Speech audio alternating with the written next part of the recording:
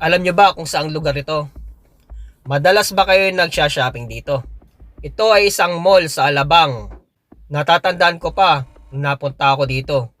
Dito ako bumibili ng damit noon pag uwi ko ng weekend sa amin.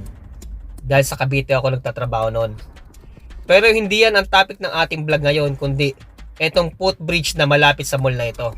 Siguro isa ka din sa napadpad dito. Etong footbridge na ito ay may kakaibang nangyayari. Sino na nabiktima o nakakita ng mga pangyayari dito sa footbridge na ito? Dahil talamak dito noon ang kawatan na nagbubukas ng bag habang ikaw ay naglalakad. Pero ewan ko lang ngayon kung meron pang bukas bag na kawatan dyan. Tandang-tanda ko pa noon nung napadpad ako dyan. Meron ako nakitang isang babae na naglalakad tapos binubuksan ng kawatan ang kanyang bag. May mga guard naman pero hindi hinuhuli kasi ang duty lang ng guard ay yung nasasakupan niya. Kaya tayo, kahit saan tayong lugar mapadpad, dapat alisto tayo.